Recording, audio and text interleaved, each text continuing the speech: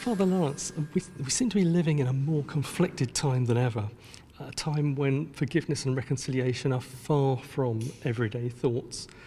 Are we fighting a losing battle? Well, I think the cycle of violence has been with us from the beginning of time. It's important for us to know how it started, and then we're at least able, if not to completely break the cycle of violence, which begins with division. Even before division, perhaps there's a feeling of sadness, a feeling of rejection, and then the anger that comes with that. I think there is an identifiable cycle which leads to violence and division. So if we can understand it, we can at least moderate it, reduce it, and make sure it doesn't go completely over the cliff edge. So I think there's always hope. I think it needs very dedicated individuals and dedicated groups to work for peace. And there's a skill in that. There's a wisdom involved in that. I think there also needs to be a deep interiority too. Peacemakers need to be people who are at peace with themselves. Otherwise they project their own internal conflicts onto others. And how can we even begin to understand the anger in others that causes such conflict? I think when we feel anger coming towards us from others, it arouses anger in ourselves, partly as a matter of defense, partly as a matter of just sort of we feel I have the right to be angry because they're angry with me. It's eye for an eye, a tooth for a tooth, and sometimes it's two eyes for one eye. So I think we need to be able to identify the moment in which we get infected with that anger, and behind it is always, not always, but usually fear of some kind, fear of rejection, fear of humiliation, fear of being blamed for something that we didn't do.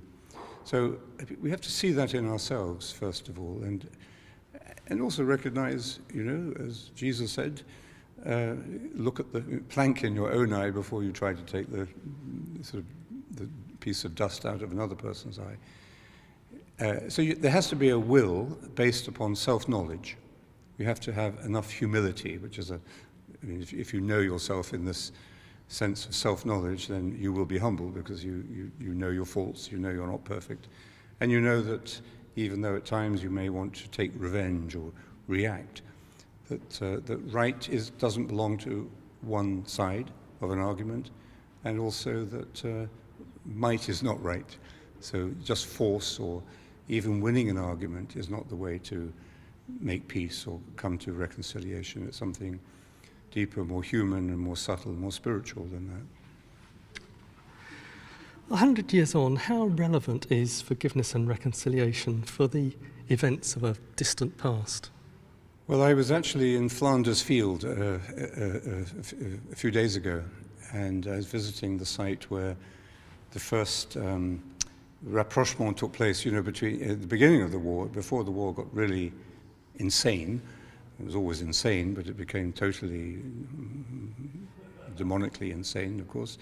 But in 1914, when the Germans and the English troops on Christmas Eve and Christmas Day reached out to each other, took the risk of putting their heads above the trench, and went out and played football and exchanged presents and sang carols together.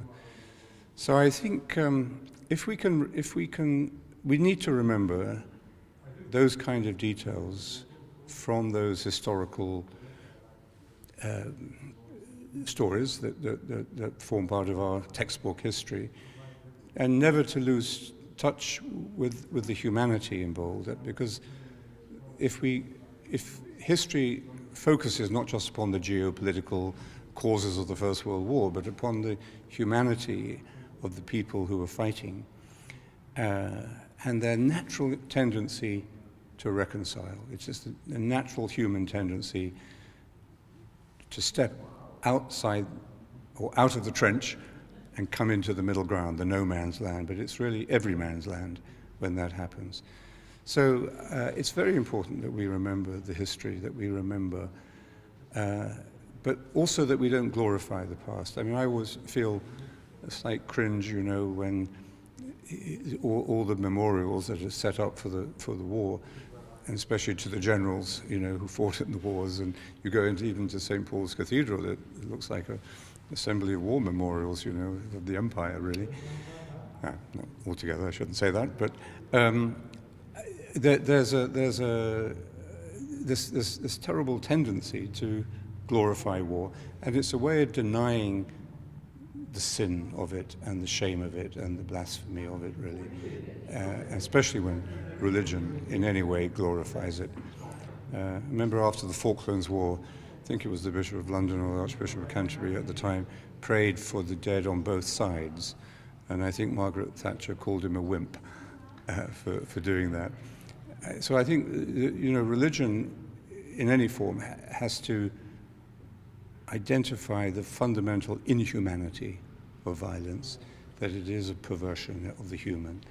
And the best way we can do that is to focus upon those human stories of the wars and make sure that we don't glorify them historically. Now, this is National Hate Crime Awareness Week. Have we learnt anything from the hate crimes of the past?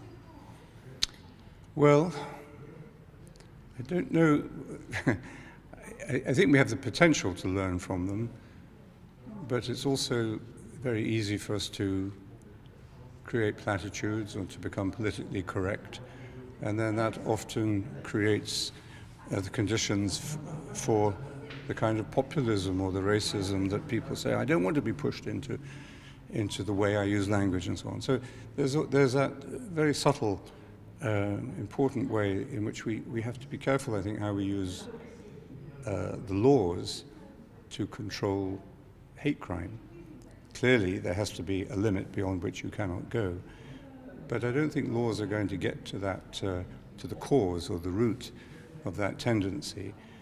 And very often, of course, there is a seed within all of us to do terrible things and to scapegoat the Jews or the gays or the Armenians or whoever it may be and blame them for everything. And I think we really need to understand the roots of that hatred and again understand how it can be resolved by understanding the other, and being very on our guard against the politicization. I mean, this is what often happens when hatred or racism or genocide arises, is that people have been living together, Muslims and Christians and Muslims and other religions and creeds and races have lived together quite peacefully in the same village. Suddenly it can be politicized and the differences can become violent divisions. So we need to be very wary of unrespectable politicians on the one hand, and we need to be wary of our own tendency to enjoy stepping across that line of decency and morality. There's a strange kind of perverse delight, I think, in violence itself, especially when it's authorized by political or military authorities. So it's being aware, and again I come back to this fundamental need for deep interiority, that we can recognize these patterns as soon as they begin to form in ourselves. So what resources do we need to equip ourselves for forgiveness and for reconciliation? Well, after my talk this evening, I'm going to introduce a short period of meditation.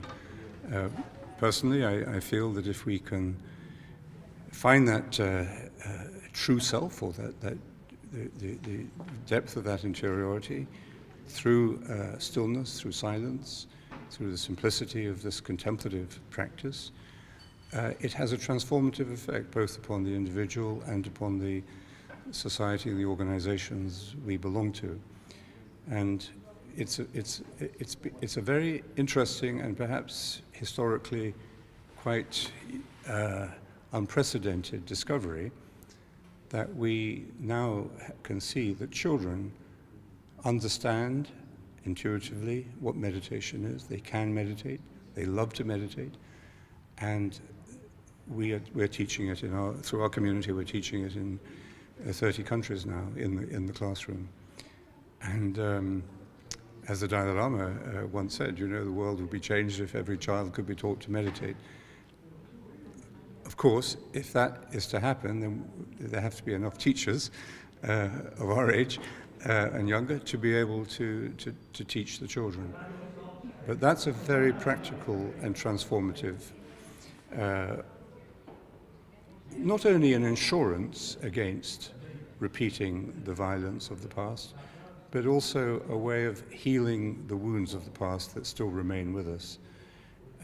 Because through that self-knowledge, that depth of interiority that meditation brings us to, we are able to see ourselves in the other and the other in ourselves. And that's the beginning of forgiveness. Father Laurence, thanks for talking to us. Thank you.